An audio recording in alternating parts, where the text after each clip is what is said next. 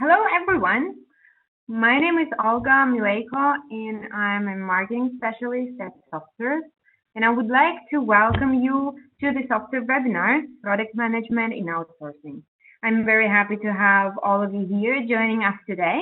This is our second webinar from the monthly series, and today we are very excited to talk about 5 reasons for outsourcing, types of product management, fits your business best. Uh, in our webinar, we will cover client case study and we will talk about 12 differentiators of successful product management.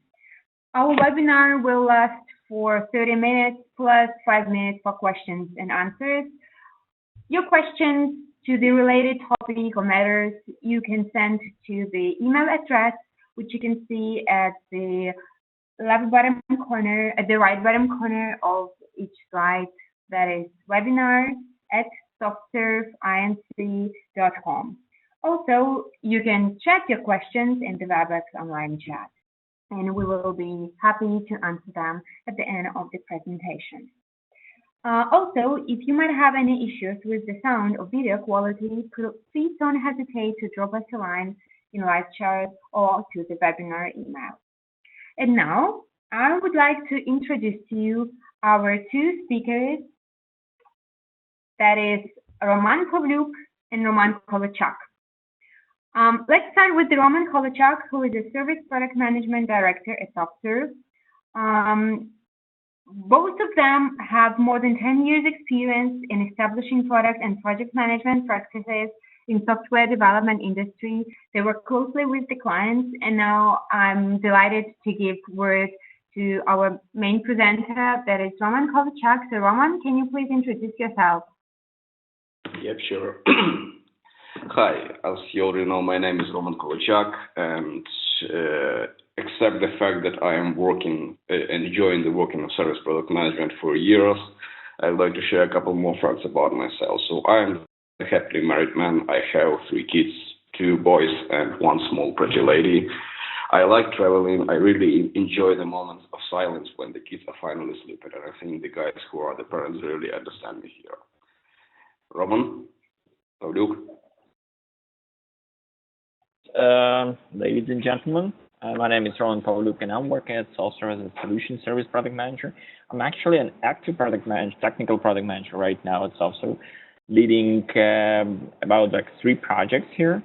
And during this webinar, I'm going to share you my ideas, things I'm doing with our partners and customers, and giving you maybe advices, maybe some hints how to do it even better. And I also like to travel. I'm even traveling right now. I'm not going to tell you what place I'm doing this webinar from, but I will be glad to talk to you today, and will be glad to answer your questions. Thank you. Okay, so let's move to our webinar and what you'll be talking today. So as all of you know, there are huge rumors inside the different discussions on LinkedIn forums or different blogs about what are the reasons of outsourcing the product management. Can it be outsourced? Is it the right for outsourcing the product management? And we'll try today to provide some kind of answer for this question, at least from one point of view. After that, we'll analyze the different types of product management, the one which best fit to your business model, how they relate to different types of customers. Following that, we'll talk about how all this theory works in real life, and Roman Pavlyuk will share his experience about how it was working in one of the projects that we successfully outsourced the product management. And then, as was mentioned earlier, we'll talk about the differentiators of the successful product management, what makes the people successful one, especially in the outsourcing industry. Just a small reminder, in case you have any questions, as Olga mentioned earlier, you are free to pin them, to write them to the chat, send them to email, as you see on the bottom right corner of this slide. And we'll try to address them by the end of this presentation. In case they will not be addressed today due to lack of the time, we'll definitely send you the response for this, and feel free to send your questions so they not be unanswered. Okay, so let's talk about how the outsourcing and how the product management outsourcing can be implemented and etc. And before talking about this, I would like maybe to think with you what are the major reasons why the company do go to outsourcing. Do go to outsourcing. The first 5 reasons for going to the outsourcing, I would say, the first one is maybe the major one is to reduce and control the operating costs. Definitely, all the companies are looking for optimizing their profit by reducing the cost and etc. And outsourcing is one of the biggest selections in this kind of cases. Second case is about improving the company focus. That's definitely something that company are looking, and I would say in last 5 or 10, 5, 6 years, I would say, they recently are thinking not only about optimizing costs, as was mentioned earlier, but also about how to improve the existing focus. It means that how to look for the new penetration market, how to release resources for the staff, and etc. And this also, they're looking to outsource some common day-to-day activities to other companies. Third reason is to gain access to world-class capabilities. One of the differentiators of different outsourcing partners is that they are working with different customers, and they typically possess the big amount of different skills which are not being present in one particular product companies, who are mostly concentrated in one particular product, and etc. And this is definitely something that companies are looking to go and to get this kind of experience once they are going to the outsourcing. Fourth, and maybe I would say I already mentioned about this item, is that to free internal resources for other purposes. Companies are growing, they're constantly changing, they're looking for new markets, penetrating, creating new ideas, creating new products, and for that they need some talent people who typically are busy, because typically all talented people are busy inside every company, and they would like to release them for other new opportunities, but not to lose the existing business with existing customers. They are looking somebody to replace them in day-to-day activities. And fifth reason, I would say, is that the resources are not available internally. Typically, it's much smarter, or I would say cheaper, to rent somebody, for example, if you don't possess this kind of expertise inside a company, for the time when you need it, and this is exactly the service that outsourcing company are providing. Okay, so let's summarize, and these are the 5 major, I would say, these are not the only one, but 5 major reasons about why company go to the outsourcing business. And talking about the product management, for example, how does product management outsourcing really help here in these kind of areas? I would say, let's look for the items. So reducing and control operating costs. Honestly, product management doesn't really help here. For example, it might reduce some level of the costs, but typically this is not the huge reasons why the company are really looking for the outsourcing vendors, partners to outsource the product management discipline like itself. Improve company focus, definitely yes. So as I mentioned earlier, releasing the existing resources, switching to new directions, with keeping up to date and day-to-day activities on the existing products, this is something that outsourcing of product management activities will definitely help there. Gain access to the world-class capabilities. Absolutely true, because we have to understand that once the product management role is being outsourced to the company, typically this is not just the product management itself. It means that there is entire delivery and implementation machine which is behind this, with all access to the best resources, world-class capabilities that are being possessed by the outsourcing vendor. This is something that outsourcing of product management really provides as entire service. Free internal resources for other purposes. Yes, absolutely true. So this is, I think, maybe one of the major reasons why the different companies are really looking for outsourcing itself of the product management. And resources are not available internally. That's always the problem which should be resolved. And typically, the product management outsourcing is really helpful. If you can see, we just made a small analysis here about can this be outsourced, and 4 or 5 reasons saying for yes to outsource the product management capabilities. We all know about the big rumors about the stuff. There are different pros and cons of outsourcing product management itself. This is because this is a very strategic role for our customers, but typically all the recent researchers nowadays from Forrester, from Gartner are saying that this is the new trend, especially in the last 2 years, which says that companies are really looking for outsourcing the product management, outsourcing some part of the I would say, not the business, but product ownership, for example, that they would like to provide to different customers, and this is something they're looking for. But how this can be outsourced, for example. So we do understand perfectly that if I'm the business owner, I would not outsource the strategic thing that I'm owning and I want to care about. So, and to make sure that we'll understand correctly how the outsourcing of product management will be working there, so we need to understand what are the different types of product management are, and how these types of product management resolve the different problems of different types of different customers. Let's divide the customers in three major areas like startup, ESV, and enterprises, and think about what are the major drivers for outsourcing for these kind of companies, for example. So for the startups, typically these are the companies who have the second or third level of fundraising, and their major business problem, I would say, is to increase their business because they are usually small, they want to be bigger. They already got the money, they do have some product, they have the market, but they want to increase it.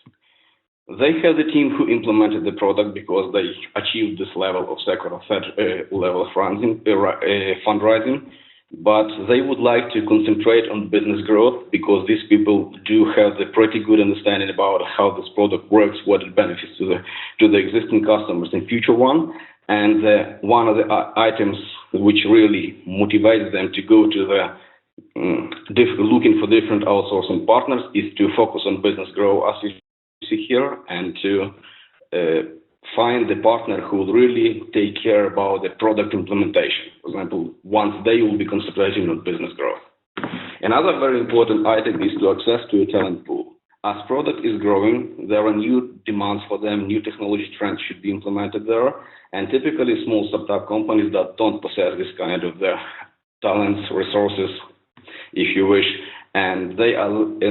it's very hard for them to hire these, and typically they would like to outsource this kind of activities. If talking about the ISVs, so ISVs, in major cases, are the companies who are building the product to resell them. And keeping this in mind, so there are different types of ISVs, and if they're thinking about the huge ones, who in most cases grow up by acquisition of some other smaller companies, startups, and etc. And at the end of the time, they possess the huge zoo of the products, for example, which typically are very inefficient from functionality and operation efficiency point of view, but there are still some customers who like some products, for example, which are really, I would say, very inconvenient for ISVs to support them, and etc. And this is becomes a very huge problem for these kind of companies, and they would like to resolve this without harming their existing customers. And here the solution could be to find a partner who will really take care about the product, which typically is being called like the legacy product, and to take care about the customers and to take off all the, I would say, operation activities and all operation pain from the ISVs about for these particular products, and let the ISV company concentrate on the headline products which you're typically doing.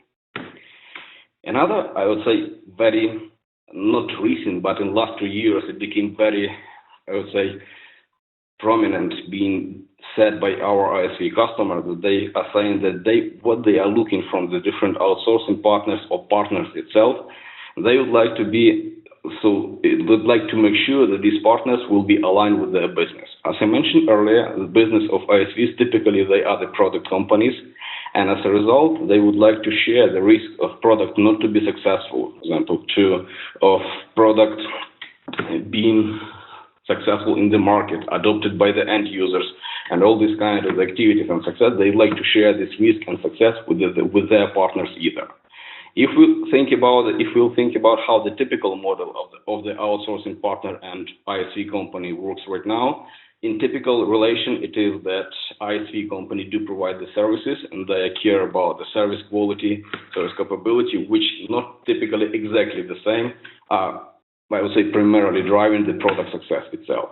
And our customers recently, about 5 or 10 years ago, it was a pretty good model about downsizing the cost and other activities, optimizing the operational efficiency. But right now, our customers have changed, and they do demand some additional dedication to the product, and they would like to share their risk and their benefit with the partners either. And that's exactly the product dedication as you see here. And one more additional item, for example, which drives them to look for the outsourcing partners, and especially for the product management activity, is so-called internal initiatives. We have to understand that typically the companies, ISV companies, huge or medium-sized, they possess some entrepreneurship type people who sooner or later will create some internal ideas. Usually this happens between the budgeting years, for example, and by these ideas, for example, by creating new product, all the stuff and etc., these entrepreneurship people type will get some funding from the BOD or somebody else. So typically they don't have the problem with the budget, but they have the huge problems with implementation of the idea itself. Because different divisions inside ISV company, they already have the budgeted process about the budgeted process and budgeted activities, and changing all the stuff really triggers a lot of the additional activities which are not worth to be implemented.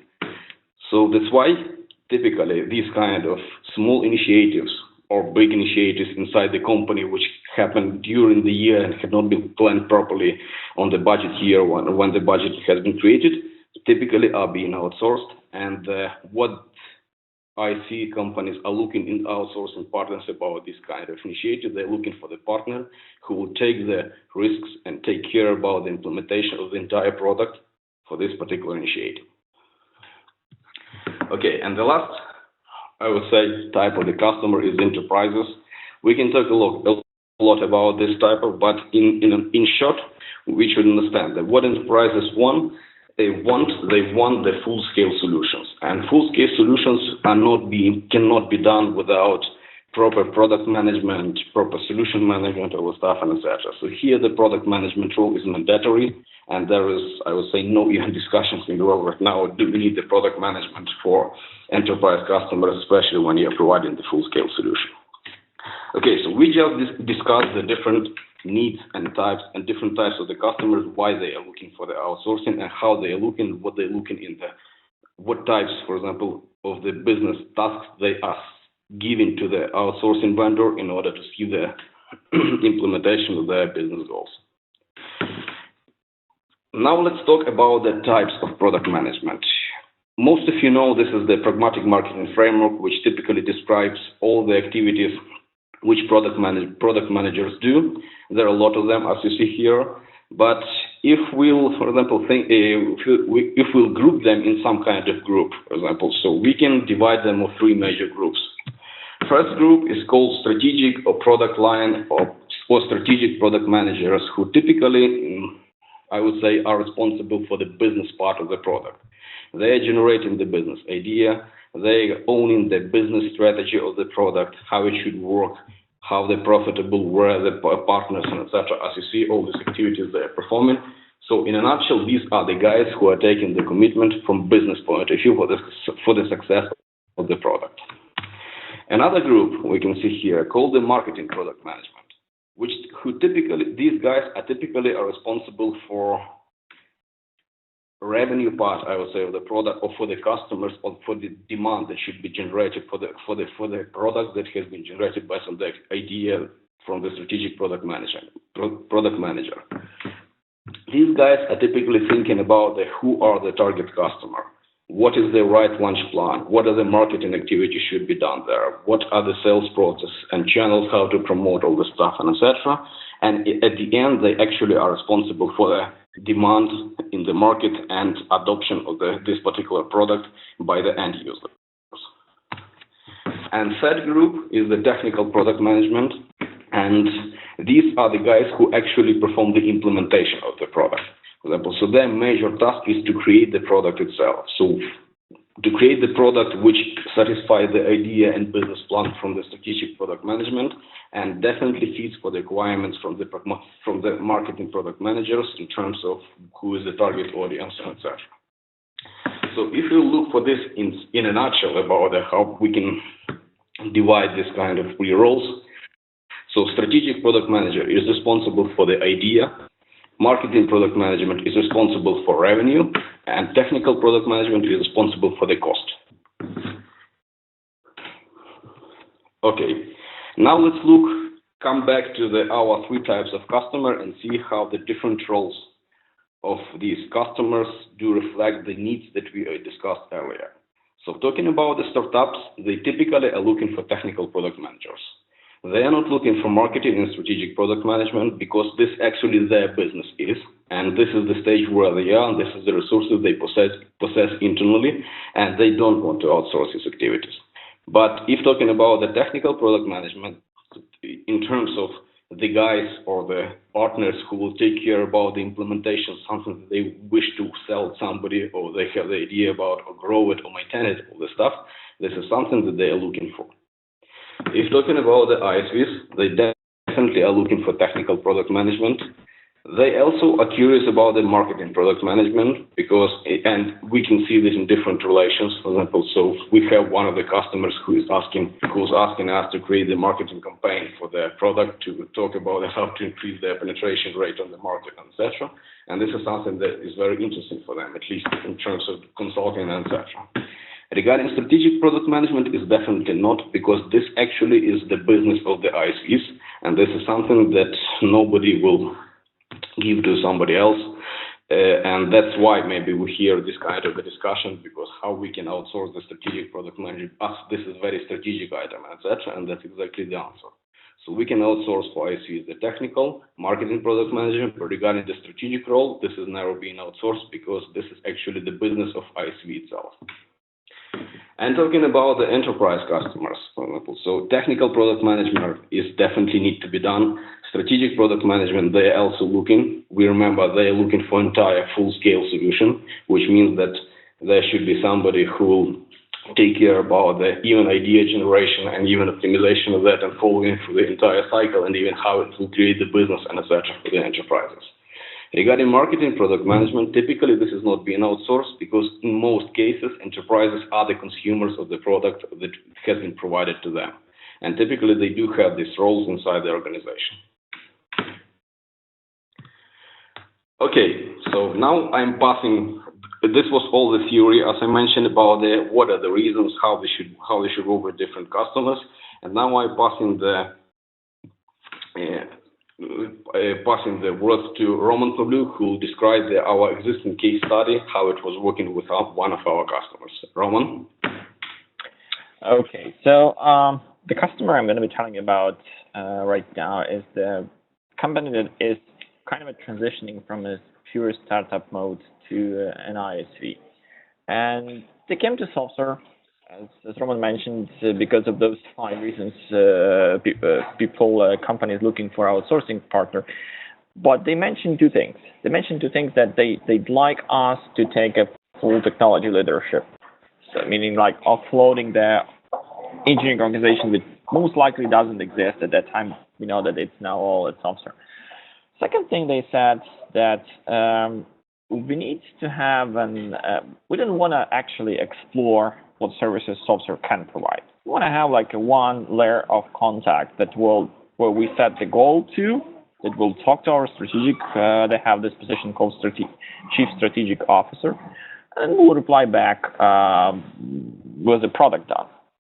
So that was their goal. So they didn't ask us, please do us a project with the technical product management in it. No, it was just like 2 clear goals set.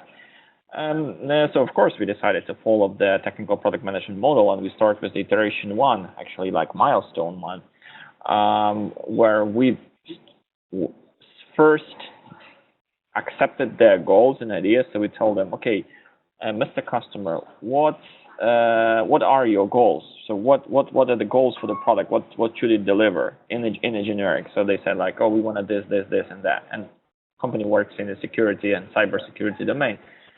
So they said, we'd like to build a product like that. Here's the very rough requirements. Please give us the design. Please give us the backlog. Give us the roadmap, of course. Just move on with the implementation. So we did a small initiation phase where we did the full UI design. We did the full a product design architecture, all the full stack. So we built the backlog itself ourselves. Then we gave them proposed them a release cycle. Of course, as Roman mentioned on a couple of previous slides, there's a like a cooperation between strategic product manager and technical product manager. It's I can give you like a short example how what particular tasks what particular on what points they touch. In our case, we had to release the authorization authentication in June, and but from a implementation standpoint, it wasn't possible to do that. On the other hand, the market demands this to be present in a product. So me as a technical product manager and their strategic product manager, we sit together and say, look, let's find a compromise between what technology can do at this moment and what market can and customers can receive in nearest future, right? So we split this in couple stages where we've been delivering first authentication, then authorization. So me as a technical product manager was responsible for dividing this minimum viable product, right? So what's going to be delivered in iteration 1, iteration 2, and iteration 3. So we didn't make it absolutely full scope by June because it wasn't possible, just from a technical standpoint. But still, we gave the roadmap that it was convenient enough for our partner actually to be very comfortable on the market, and it was presented to clients. Clients said, "All right, that's good. That we see features coming, and the sales were increased." So this is an example how technical product manager in outsourcing helps strategic product managers in the main company in the ISV to do better product delivery. Second thing is actually we did a full release planning. So right now they give us an idea, they give us the things that are demanded from clients, and then we together on our side we build the release cycle, and then we make a presentation if this is something that aligns with the market, again with being aligned with a marketing product manager, like Roman mentioned. And the previous slide is also, we see it here. If it aligns very well, then we put this on the timeline and it's being put into production and the product's being released. So this is a short, long story short about the case study and how we actually work in that manner. And we have a more, not only this company, but a couple others that we work in this mode. Very convenient for our partners, very convenient for us, because we can better align our services and increase their quality as they're being delivered to our partners and clients. Roman?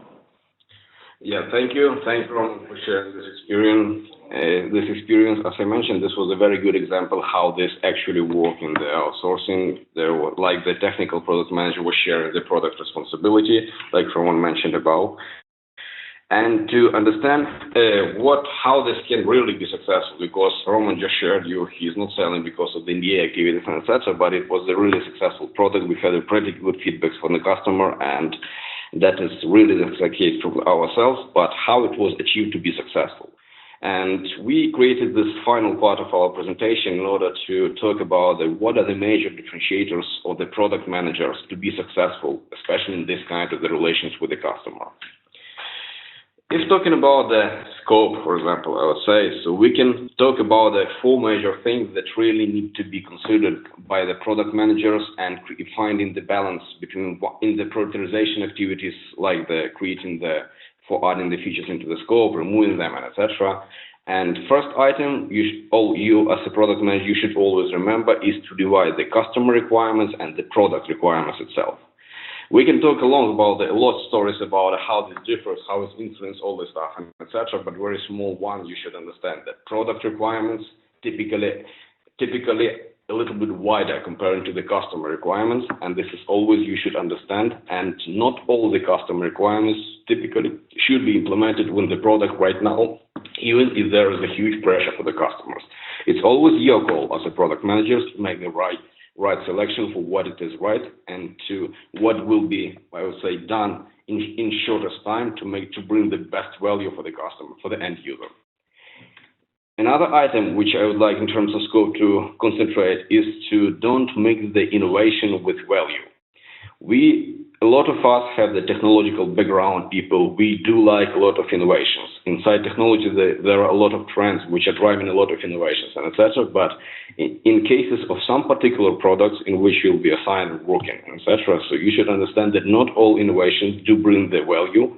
Not all of them do bring the immediate value. Not all of them do bring the value at all.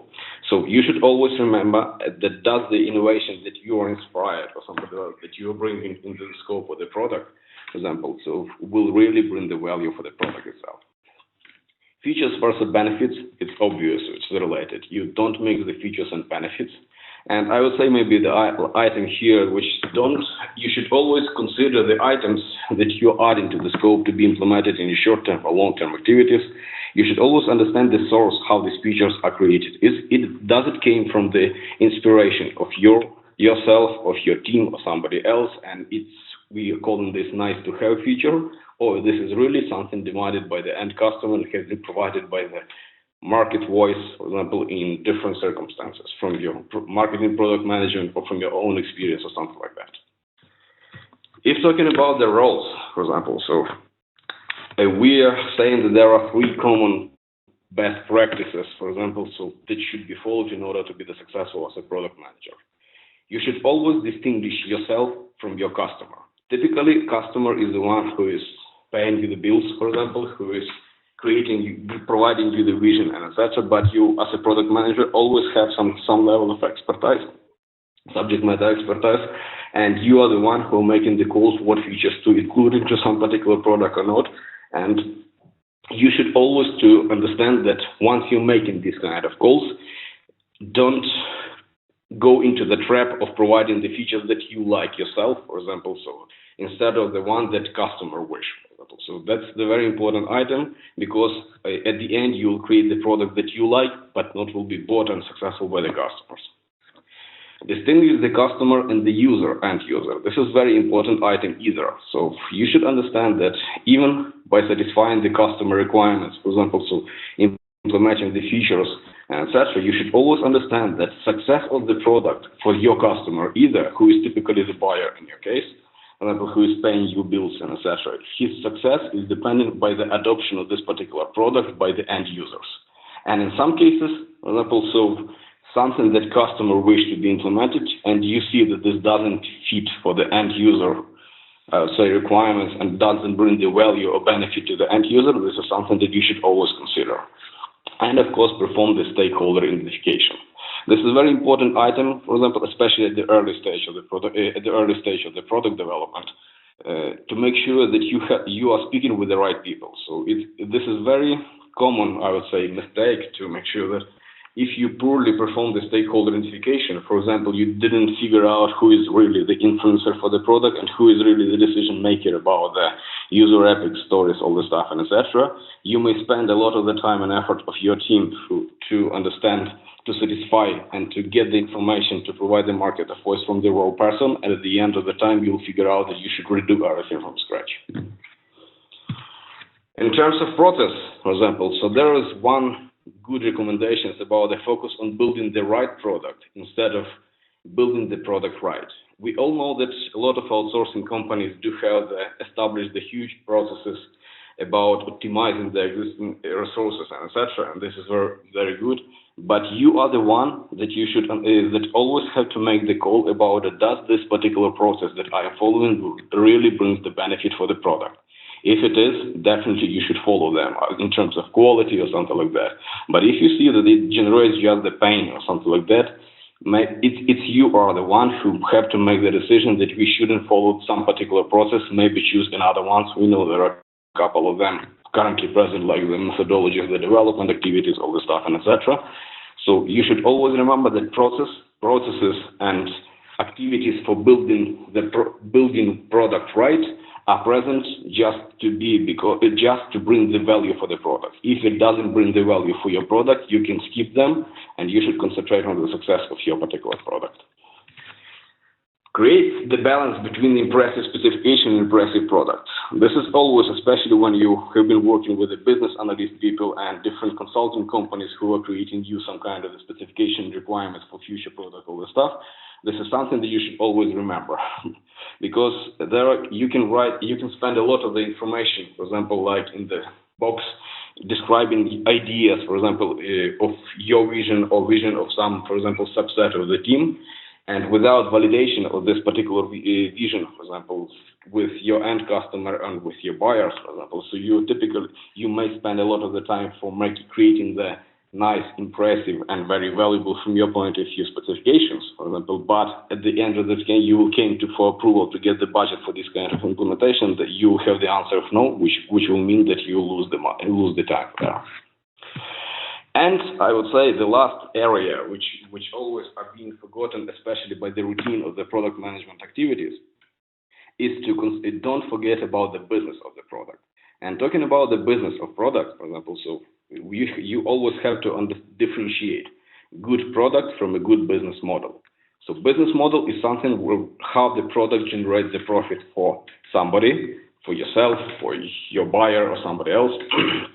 And good product is something that helps to do this, but not exactly definitely generated.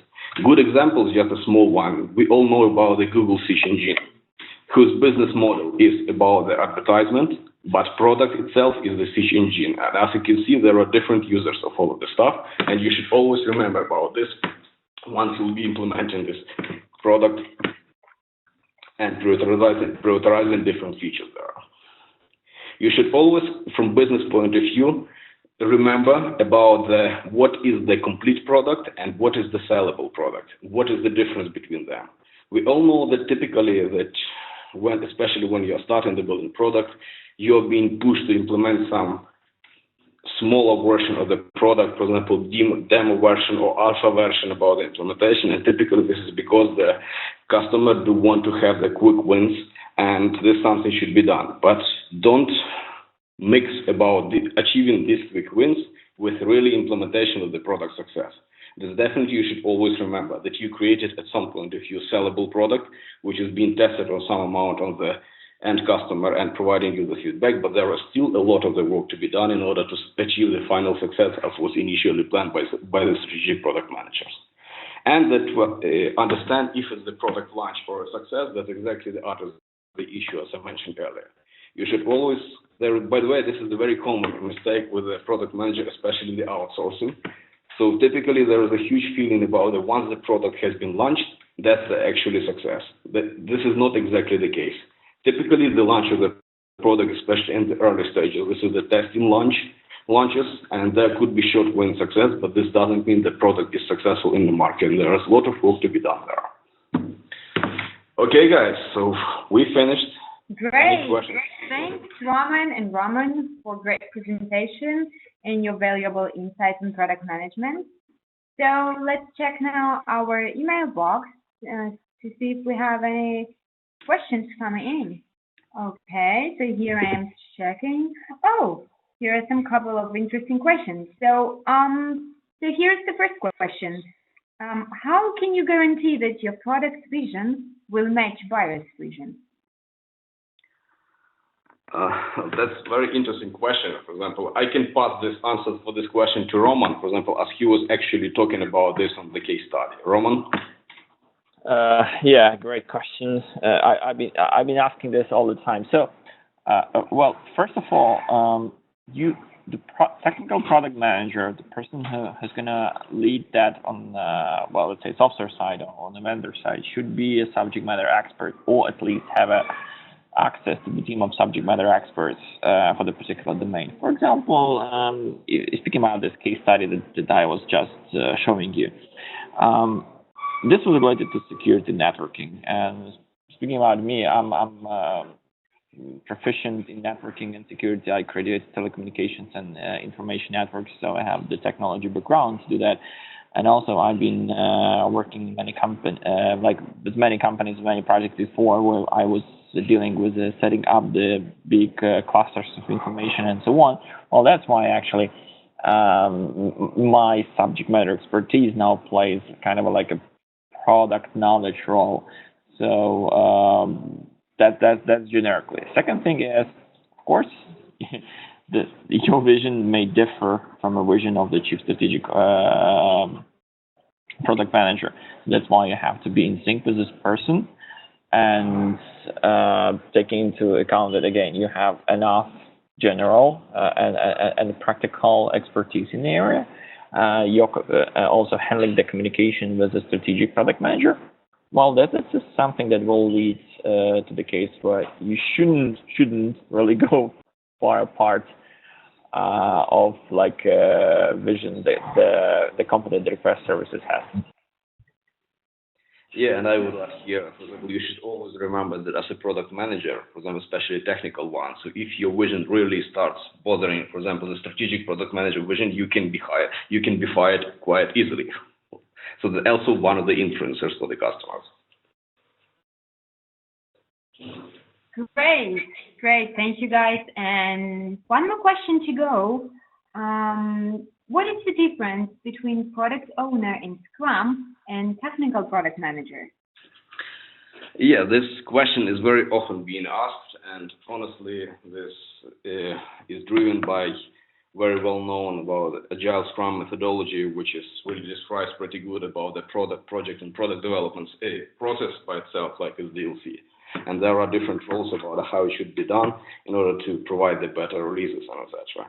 Honestly, the answer is pretty simple. So these are the different namings of these kind of things. Of course, product owner do have, I would say, more concentration on the success of project itself. For example, typically he is taking a lot of operational activities according to the Scrum plan, etc. He is taking the participation in the meetings, all the stuff, and etc. And this is one way of what he is doing. From product management role, for example, you are concentrating on the success of product itself, which also means that you will be, if needed, taking place into all the activities and etc.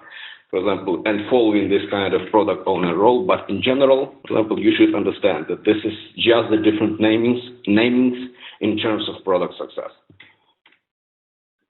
Good, and I think we still have some time for the last question for today. So how do product manager and product management interact? Pardon? I will repeat the question. How do project manager and product management interact? Project management and product management, got it. Okay. Yeah. Thank you. Well, I think it was pretty good described by Roman on the slide, like he showed. He said we should understand that project management and product management have different goals and different success criteria. Project manager is the one he is also the manager, and he is the one who is taking the risks, for example, and taking the responsibility and managing some kind of the process. But this is all about achieving the goal of to be done in time and budget and schedule according to the task that he is given, typically by some implementation activities and etc. Product management, for example, this is typically about the success of product itself. This is not being said, for example, of what to do. For example, this is not being said of how to do or something like that. Typically, these are the guys who are being measured by the success of product, which may consist of number of different projects. But in general, I would say the difference between product and project management is that product manager is saying, I would say, what to do, and project manager is selecting about how to implement this. Okay, great. So thanks again, Roman, for your valuable insights on product management. Thank you all of you for joining SoftServe webinar, and I hope you have learned something new today. We will share the video recording with you in our follow-up email. In the meantime, you can take a note of SoftServe following webinars, which will have, the next one will be in September, and we'll talk about architecture poker. In October, we'll deep into outsourcing issues and try to figure out how to make outsourcing work. And in November, we'll be covering software application management. Thanks a lot, and hope to see you again soon. Thank you. Bye-bye. Okay, thank you guys. Take care. Bye.